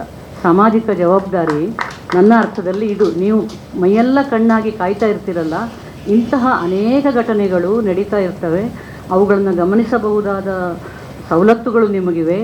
ಒಂದು ಮನಸ್ಸಿದ್ದರೆ, ಒಂದು ಪ್ರೀತಿ ಇದ್ದರೆ ಇಂತಹ ಅನೇಕ ಸಾಮಾಜಿಕ ಜವಾಬ್ದಾರಿಯನ್ನು ನೀವು ನಿರ್ವಹಿಸುವಂತಹ ಡ್ಯೂಟಿಯಲ್ಲಿದ್ದೀರಿ. ಆದ್ದರಿಂದ ನಾನು ನಿಮ್ಮನ್ನು ಅಭಿನಂದಿಸೋದಕ್ಕೆ ಇಷ್ಟಪಡ್ತೇನೆ. ಯಾಕೆಂದರೆ ನಾವು ಸ್ವಲ್ಪ ಹಾಸ್ಯ ಲೇಖಕರಾದ್ದರಿಂದ ನಿಮ್ಮನ್ನು ಆ ಕಣ್ಣಿನಿಂದಲೂ ನೋಡ್ತೇವೆ. ನಾವು ಬೆಂಗಳೂರಲ್ಲಿ ಅಕ್ಟೋಬರ್ ಸಮಯದಲ್ಲಿ ಇಲ್ಲಿ ಸಾಮಾನ್ಯ ತಣ್ಣಗಿರ್ತದೆ ವಾತಾವರಣ, ಅಷ್ಟೆಲ್ಲ ಇದಿರೋದಿಲ್ಲ. ಒಂದು ದಿವಸ ನೋಡ್ತೇನೆ ಮಂಗಳೂರು ಕೊತ ಕೊತ ಅಂತ ಇದೆ. ನಾನು ಏಪ್ರಿಲ್ ಮೇದಲ್ಲಿ ಮಂಗಳೂರು ಕೊತ ಕೊತ ಗೊತ್ತು ನನಗೆ, ಇದೆಂಥದ್ರಿ ಅಂತ ಕೇಳಿದರೆ, ಇಲ್ಲೇನೋ ಕೋಮು ಒಂದು ಸಣ್ಣ ಘಟನೆ ನಡೆದಿರ್ತದೆ, ಅದನ್ನು ನಾವು ತುಂಬ ವೈಭವೀಕರಿಸಿ ಎಲ್ಲ ಹೇಳಿ ಈ ಥರ ಕೊತ ಕೊತ ಅಂತ ಆದಾಗ ಅಲ್ಲಿ ಹೊರಗಡೆ ಇದ್ದವ್ರಿಗೆ ತುಂಬ ಟೆನ್ಷನ್ ಆಗ್ತದೆ. ಇಲ್ಲಿದ್ದವ್ರು ಎಂಥದ್ದು ಇಲ್ಲ ದಾಳಿ ಇಚ್ಚಿ ಅಂತಾರೆ ಫೋನ್ ಮಾಡಿದರೆ, ಏನಿಲ್ಲ ಮೇಡಮ್ ಅಂತ ಹೇಳಿ. ಆ ಥರದ ಕ್ಯಾಪ್ಷನ್ ನೋಡೋದನ್ನು ಕೂಡ ನಾನು ರಾಮಕೃಷ್ಣ ಹೆಗಡೆ ಸರ್, ನೀವು ಬಾಲಕರ ಬಹುಶಃ ಸ್ಟೂಡೆಂಟ್ ಆಗಿದ್ದಾಗ ನಮ್ಮ ಊರಿನವರು, ನನಗೆ ಸಿದ್ದರಾಮಯ್ಯನವರು ಏಕವಚನದಲ್ಲಿ ಕರೆದಾಗ ನನಗೆ ಏನೂ ಅನಿಸೋದಿಲ್ಲ, ಏನು ಅಸಹಜ. ನಾವು ಹವ್ಯಕರು ಅಂತ, ಹವ್ಯಕ ಕನ್ನಡದಲ್ಲಿ ಬಹುವಚನವೇ ಇಲ್ಲ ನಮಗೆ. ಗಂಡನಿಗೊಂದು ಅನಿವಾರ್ಯವಾಗಿ ಬನ್ನಿ ಹೋಗಿ ಅಂತ ಹೇಳ್ತೇವೆ, ಬಾಕಿ ಎಲ್ಲರಿಗೂ. ಅದು ಈಗ ನನಗೆ ಮಂಡ್ಯದ ಸಂಪರ್ಕ ಆದಮೇಲೆ ಅಲ್ಲಿ ಬರಲೇ ಅವರು ಗಂಡನಿಗೆ ಏಕವಚನ ಹೇಳಿದಾಗ ನನಗೆ ರೋಮಾಂಚನ ಆಗಿಬಿಟ್ಟಿತ್ತು. ನೋಡಿ, ಇವರು ಮಂಡ್ಯದವರು ನಮ್ಮನೆಯದು ಅಂತೆಲ್ಲ ಹೇಳ್ತಾರಲ್ಲ, ನಮ್ಮಲ್ಲಿ ಎಲ್ಲರಿಗೆ ಹವ್ಯಕ ಭಾಷೆಯಲ್ಲಿ ಅದೊಂಥರ ಹಳೆಗನ್ನಡದ ಒಂದು ಫಾರ್ಮ್, ಅದು ಏಕವಚನದಲ್ಲೇ ಕರೆಯೋದು. ರಾಮಕೃಷ್ಣ ಬಂದ, ಅವನಿಗೆ ರಾಮಕೃಷ್ಣ ಬರ್ತಾನೆ ಅಂತಾದರೆ ಇವರಿಗೆ ಎರಡೇ ಕೊಟ್ಟರೆ ನೀವು ಮನವಿ, ಅಲ್ಲಿಷ್ಟು ಅವರ ಜೇಬಲ್ಲಿ ಜಾಗವೇ ಇಲ್ಲ, ಅಷ್ಟನ್ನು ಕೊಡ್ತಿದ್ವಿ. ನಮ್ಮೂರಿಗೆ ನೀರಿಲ್ಲ, ನಮ್ಮೂರಿಗೆ ರೋಡ್ ಇಲ್ಲ, ಶಾಲೆ ಇಲ್ಲ, ತುಂಬ ಕೊಡ್ತಾಯಿದ್ವಿ. ಅವ್ರ ಜೇಬಲ್ಲಿ ಹಾಕಲಿಕ್ಕೆ ಜಾಗ ಇದ್ದಿದ್ದಷ್ಟು ಅಲ್ಲಿ ಕೊಡ್ತಾಯಿದ್ವಿ ನಾವು. ರಾಮಕೃಷ್ಣ ಬಂದ, ಅವ್ರ ಜೊತೆಗೆ ಪತ್ರಕರ್ತರು ಬರ್ತಿದ್ರು. ಆಗಿನ ಒಂದಿಷ್ಟು ಕ್ಯಾಪ್ಷನ್ ಎಲ್ಲ ನಾನು ನೋಡುವಾಗ ರಾಜೀವ್ ಗಾಂಧಿ, ನಾನು ಹೆಸರುಗಳನ್ನು ಹೇಳೋದಕ್ಕೆ ನನಗೇನು ಇದಿಲ್ಲ, ಅಭ್ಯಂತರ ಏನಿಲ್ವಲ್ಲ, ನೀವು ಹೆಸರುಗಳನ್ನು ಬರಿಬೇಕಂತಲ್ಲ. ರಾಜೀವ್ ಗಾಂಧಿ ಪ್ರಧಾನಿ ಆದಾಗ ಇವರೆಲ್ಲ ಆಗ ಒಟ್ಟಿಗೆ ಅನ್ಡಿವೈಡೆಡ್ ಕಾಂಗ್ರೆಸ್ ಇತ್ತದು. ಬೆಂಗಳೂರಲ್ಲಿ ರಾಮಕೃಷ್ಣ ಹೆಗಡೆ ಇದ್ದರು, ಅಲ್ಲಿ ಕೇಂದ್ರದಲ್ಲಿ ರಾಜೀವ್ ಗಾಂಧಿ ಇದ್ದರು. ಇವರ ಕಾರ್ಯದಕ್ಷತೆಯನ್ನು ನೋಡಿ ಅಲ್ಲಿ ಕರ್ಕೊಂಡು ಹೋಗಬೇಕು ಅಂತ ಅವ್ರಿಗೆ ಇತ್ತಂತೆ. ಅವರು ಒಬ್ಬ ಪತ್ರಕರ್ತರನ್ನು ಅವ್ರ ಮನೆಗೆ ಕಳಿಸ್ತಾರೆ. ಆಮೇಲೆ ನೀವು ನಮ್ಮ ಜೊತೆಗೆ ಬನ್ನಿ ಡೆಲ್ಲಿಗೆ ಅಂತ ಹೇಳಿದಾಗ, ರಾಮಕೃಷ್ಣ ನಮ್ಮ ಊರಿನವನಾದ್ರಿಂದ ಇದೆಲ್ಲ ನಾನು ಇನ್ಫಾರ್ಮೇಷನ್ ಥರ ಹೇಳ್ತಾ ಇರೋದು, ಇಲ್ಲ ನಾನು ಇಲ್ಲೇ ಇರ್ತೇನೆ ಅಂಥೇಳಿ ಅವರು ಕಳಿಸ್ತಾರೆ ಪತ್ರಕರ್ತರನ್ನು. ಆಮೇಲೆ ನೆಕ್ಸ್ಟ್ ಡೇ ಅದು ಡೆಕ್ಕನ್ ಆನ್ಲುಕ್ ಅಂತ ಒಂದು ಪತ್ರಿಕೆ ಇತ್ತು, ಅದರಲ್ಲಿ ಇವರಿಗೆ ರಾಜೀವ್ ಗಾಂಧಿಗೆ ಮಿಸ್ಟರ್ ಕ್ಲೀನ್ ಅಂತ ಒಂದು ಬಿರುದಿತ್ತು. Mister clean versus mister right ಅಂತ ಕೊಟ್ಟಿದ್ರು. ಇಷ್ಟು ಎರಡು ವ್ಯಕ್ತಿತ್ವಗಳ ಇಡೀ ಇದನ್ನು ಅದು ಅನಾವರಣ ಮಾಡಿತ್ತು. Mister clean versus mister right. Mister clean Rajiv Gandhi ಆಗಿದ್ದರು, ಮಿಸ್ಟರ್ ರೈಟ್ ಅಂತ ಇವರಿಗೆ ಹೇಳ್ತಾ ಇದ್ದರು ರಾಮಕೃಷ್ಣ ಹೆಗಡೆ ಅವರಿಗೆ. ಟೈಮ್ಸ್ ಆಫ್ ಡೆಕ್ಕನ್ನಲ್ಲಿ ಅದು ಬಂದಂಥದ್ದು. ಆಮೇಲೆ ಈ ಥರ ತುಂಬ ಏನಾದರೂ ವಿಶೇಷ ಘಟಿಸಿದಾಗ ಪೇಪರ್ ಓದೋದು ಸಹಜ. ಇವತ್ತಿಗೂ ಈ ಕ್ಯಾಪ್ಷನನ್ನು ನೋಡಿ ಪೇಪರ್ ಓದುವಂತಹ ನನ್ನಂಥವರು ಬಹುಶಃ ನಮ್ಗೆ ತುಂಬ ಆಕರ್ಷಕವಾದ್ದು ಮತ್ತು ತಕ್ಷಣಕ್ಕೆ ಇನ್ಸ್ಟೆಂಟಾಗಿ ನಮ್ಮನ್ನು ಸೆಳೆಯುವಂಥದ್ದು. ನಾನು ಆಗ ರಾಜಕೀಯದವರು ನಮ್ಮ ಮನೆಯಲ್ಲಿ ನಡೀತಾ ಇತ್ತು ಬೈಠಕುಗಳು. ನಮ್ಮ ತಂದೆಯವರ ಸ್ನೇಹಿತರಾಗಿದ್ದರು ರಾಮಕೃಷ್ಣ ಹೆಗಡೆ. ಆಗ ನನಗೆ ಇದು ಗಮನಕ್ಕೆ ಹೋಗ್ತಾ ಇರ್ತಿತ್ತು. ಆಗ ಇನ್ನೊಂದು ಸಲ ರಾಜ್ಕುಮಾರ್ ಅವರು ರಾಜಕೀಯ ಸೇರ್ತಾರೆ ಅಂತ ಸುದ್ದಿ ಆಗಿಬಿಟ್ಟಿತ್ತು. ಸೇರಬೇಕು ಅಂತ ಯಾವುದೇ ಚಳಿವಳಿ ನಡೆದಾಗ ರಾಜ್ಕುಮಾರ್ ಅವರನ್ನು ಹೇಗಾದರೂ ರಾಜಕೀಯಕ್ಕೆ ಇದು ಮಾಡಬೇಕು ಅಂತ ನಡೆದಾಗ ಅವರು ಸೇರ್ತಾರೆ ಅಂತ ಸುದ್ದಿ ಆಗಿಬಿಟ್ಟಿತ್ತು. ಒಬ್ಬ ಪತ್ರಕರ್ತ ಅವರ ಮನೆಗೆ ಹೋಗಿ ಅವ್ರ ಜೊತೆಗೆ ಸ್ವಲ್ಪ ಇದ್ದು ಅವರ ಸ್ನೇಹವನ್ನು ಊಟ ಎಲ್ಲ ಮಾಡಿ ಅವರ ಮನೇಲಿ ನಿಜ ಸೇರ್ತಾರೋ ಇಲ್ಲೋದು ಅನ್ನೋದನ್ನು ಕಂಡುಕೊಂಡು ಬಂದವನು ಬರೆದಿದ್ದು, ನೋ ಪಾಲಿಟಿಕ್ಸ್ ಫಾರ್ ಅಣ್ಣ ಅವರು, ಸೇಸ್ ಅಕ್ಕ ಅವರು. ಹೆಚ್ಚು ವಿವರಣೆ ಕೊಡಬಾರ್ದು ಇಂಥ ಕ್ಯಾಪ್ಷನ್ಗಳಿಗೆ. ಅಲ್ಲಿ ಒಂದು ಕ್ಲಿಯರ್ ಆಯಿತು, ರಾಜ್ಕುಮಾರ್ ರಾಜಕೀಯಕ್ಕೆ ಸೇರೋದಿಲ್ಲ ಅನ್ನೋದನ್ನು ಅವರಷ್ಟು ನೋ ಪಾಲಿಟಿಕ್ಸ್ ಫಾರ್ ಅಣ್ಣ ಅವರು, ಸೇಸ್ ಅಕ್ಕ ಅವರು ಅಂತ ಹಾಕಿದ್ರು. ಈ ಥರದ್ದು ನಾನಿಲ್ಲಿದ್ದಾಗ ನಾನು ಸಹ ಚಿದಂಬರ ಬೈಕಂಪಾಡಿ ಬಂದಿದ್ದಾರೆ. ಆಗ ಫೋಟೋಗಳ ಹಾವಳಿ ಅಂತ ಹೇಳಿದ್ರು. ಫೋಟೋಗ್ರಾಫರ್ಸ್ ಇಟ್ಕೊಂಡು ನಾನು ಫೋಟೋ ಹಾಕ್ತಾ ಇರಬೇಡಿ, ತುಂಬ ಫೋಟೋಗಳು ಇರಲಿಲ್ಲ. ನಿಮಗೆ ನೆನಪಿರ್ಬೋದು, ಮಳೆ ಬಂತು, ಮಳೆಗಾಲ ಶುರುವಾಯಿತು ಅಂದರೆ ಯಜ್ಞರ ಒಂದು ಇಡೀ ಫೋಟೋ ಉದಯವಾಣಿಯಲ್ಲಿ ಅರ್ಧ ಪೇಜ್ ಕೊಡ್ತಾಯಿದ್ರು. ಆಗ ಕರಾವಳಿಗೆ ಮುಂಗಾರು ಆಗಮನ ಅಂತ ಕೊಡ್ತಾಯಿದ್ರು. ಎಲ್ಲ ಕಾಯ್ತಾ ಇದ್ವಿ. ಆ ದೃಶ್ಯ ನಮಗೆ ತುಂಬ ಒಂದು ಹೇತೋಹಾರಿಯಾದ ದೃಶ್ಯ ಆಗಿತ್ತು. ಬ್ಲ್ಯಾಕ್ ಆ್ಯಂಡ್ ವೈಟಲ್ಲಿ ಇರ್ತಿತ್ತು ಆ ಫೋಟೋ. ಅಂಥ ಫೋಟೋಗಳು ಬಂದಾಗ ಮುಂಗಾರು ದುರ್ಬಲ ಅಂತ ಬಂತು ಒಂದು ದಿವಸ. ಚಿದಂಬರ ನೋಡಿದಾಗ ನೆನಪಾಯಿತು ನನಗೆ. ನಾವು ಸ್ವಲ್ಪ ಕೀಟ್ಲೆ, ನಾನು ಅಂಕಣ ಬರಿತಾ ಇದ್ದೆ ಆಗ. ಇದು ಮುಂಗಾರು ಪತ್ರಿಕೆಗೆ ಉದಯವಾಣಿಯವರು ಮಾಡ್ತಾ ಇರುವ ಇದು ಸಿಂಗಲ್ ಮಾಡ್ತಾ ಇದ್ದಾರೆ ಅಂತ ನಾವು ಬರೆದೆ. ನೀವು ಹೀಗೆ ಬರಿಬಹುದಾ ಮುಂಗಾರು ದುರ್ಬಲ ಅಂತ. ಆಗ ಹಾಸ್ಯ ಪ್ರಜ್ಞೆ ಇದ್ದ ಸಂಪಾದಕರಿದ್ದರು. ಅವರು ಇಲ್ಲ, ಅದು ಉದ್ದೇಶ ಅದು ಯಾವುದೂ ಅಲ್ಲ ಅಂಥದ್ದೆಲ್ಲ ವಿವರಣೆ ಕೊಟ್ಟು, ಹವಾಮಾನ ಇಲಾಖೆಯನ್ನು ಆಧರಿಸಿ ಮತ್ತೆ ಹೇಳುತ್ತಿದ್ದೇವೆ, ಇನ್ನೊಂದು ವಾರ ಮುಂಗಾರು ದುರ್ಬಲ ಅಂತ ಹಾಕಿದರು. ಈ ಹಾಸ್ಯ ಪ್ರಜ್ಞೆ ಇದ್ದಾಗ ನಿಮ್ಮ ಒತ್ತಡಗಳು ನಮಗೆ ಗೊತ್ತು. ಈಗಂತೂ ಟಾರ್ಗೆಟ್ ಮಾಡೋದು ಈ ಎಲ್ಲ ಉದ್ಯೋಗಗಳಿಗಿಂತ ಹೆಚ್ಚಿನ ಇದು ಒತ್ತಡಗಳನ್ನು ನಾನು ಬೆಂಗಳೂರಲ್ಲಿ ನೋಡಿ ಅನುಭವಿಸಿದ್ದೇನೆ. ಬೆಂಗಳೂರಿನ ಪತ್ರಕರ್ತರ ಅವಸ್ಥೆ ಇದೆಯಲ್ಲ, ತುಂಬ ಒತ್ತಡವನ್ನು ಅನುಭವಿಸ್ತಾರೆ ನಮ್ಮ ಹುಡುಗರು. ಯಾಕಂದರೆ ನಾನು ಧೈರ್ಯದಿಂದ ಬಂದಿರೋದು, ನನ್ನ ವಿದ್ಯಾರ್ಥಿಗಳು ಅನೇಕರಿದ್ದಾರೆ. ಎಲ್ಲ ಪತ್ರಕರ್ತರಲ್ಲಿಯೇ ನನ್ನ ವಿದ್ಯಾರ್ಥಿಗಳು ಇರೋದರಿಂದ ಪ್ರಶ್ನೆಗೆ ಎದುರೋದಿಲ್ಲ ಅಂತ ನಾನು ಬಂದವಳು. ಈ ಮಾರ್ಚ್ ತಿಂಗಳಲ್ಲಿ ನಮ್ಮ ದಕ್ಷಿಣ ಕನ್ನಡ ಜಿಲ್ಲಾ ಸಾಹಿತ್ಯ ಸಮ್ಮೇಳನ ಆಯಿತು, 26ನೇ ಸಾಹಿತ್ಯ ಸಮ್ಮೇಳನ ಆಯಿತು. ಮೀನಾಕ್ಷಿ ಅವರು ಬಂದಿದ್ದಾರೆ. ಅದಕ್ಕೆ ಸರ್ವಾಧ್ಯಕ್ಷತೆ ನನ್ನದಿತ್ತು. ನಾವು ಒಂದು ಗೋಷ್ಠಿಯನ್ನು, ಪತ್ರಿಕಾಗೋಷ್ಠಿಯನ್ನು ಮಾಡಿದ್ವಿ. ಒಂದು ವೈದ್ಯಕೀಯ ಗೋಷ್ಠಿ, ತುಂಬ ಗೋಷ್ಠಿಗಳಿದ್ವು, ಮಹಿಳಾ ಗೋಷ್ಠಿಯನ್ನು. ಅದರಲ್ಲಿ ಅದ್ಭುತವಾದ ಯಶಸ್ಸು ಕಂಡಿದ್ದು ನಮ್ಮ ಪತ್ರಿಕಾಗೋಷ್ಠಿ. ಪತ್ರಕರ್ತರು ನಮ್ಮ ಒಂದು 10 ಜನ ಇದ್ದರೇನು, ಎಷ್ಟು ಸಂಯಮದಿಂದ, ಯಾಕಂದರೆ ಪತ್ರಕರ್ತರಿಗೆ ಇರಬೇಕಾದ ಮೂಲಭೂತ ಗುಣ ಸಂಯಮ. ಈ ಸೆಲ್ಫ್ ಕಂಟ್ರೋಲ್ ಅಂತಾರಲ್ಲ, ನೀವು ಒಂದು ವರದಿಯನ್ನು, ಒಂದು ಅಕ್ಷರವನ್ನು ಜಾಸ್ತಿ ಬರೆದಾಗಲೂ ಅದೇ ನಾನು ಹೇಳ್ದಲ್ಲ ಕೊತ ಆ ಥರದ್ದಾಗುವಂಥ ಇದಿರ್ತದೆ. ಎಷ್ಟು ಸಂಯಮ ವಹಿಸಿ ನೀವು ವರದಿ ಮಾಡ್ತೀರೋ ಅಷ್ಟು ನಿಮ್ಮ ವರದಿಗಳಿಗೆ ಘನತೆ ಬರುವಂಥದ್ದು. ನಮ್ಮ ಗೋಷ್ಠಿ ಎಲ್ಲ ನಮ್ಮ ಬೇರೆ ಜಿಲ್ಲೆಯ ಸ್ನೇಹಿತರು ಬಂದಿದ್ದರು, ಬೆಂಗಳೂರಿನವರು ಬಂದಿದ್ದರು. ಅದ್ಭುತವಾದ ಯಶಸ್ಸನ್ನು ಕಂಡ ಗೋಷ್ಠಿ. ನಾನು ಈ ಸಭೆಯಲ್ಲಿ ಹೇಳೋದಕ್ಕೆ ತುಂಬ ನನಗೆ ಸಂತೋಷ ಆಗ್ತದೆ. ನಮ್ಮ ಇಡೀ ಸಮ್ಮೇಳನದ ಒಂದು ಈ ಪತ್ರಿಕಾಗೋಷ್ಠಿ ಇದೆಯಲ್ಲ, ತುಂಬ ಒಳ್ಳೆಯ ಹೆಸರನ್ನು ಪಡ್ಕೊಂಡಿತ್ತು. ಆವತ್ತೇ ನಾನು ಅಂದ್ಕೊಂಡೆ ನಮ್ಮ ದಕ್ಷಿಣ ಕನ್ನಡಕ್ಕೆ ಭವಿಷ್ಯ ಇದೆ.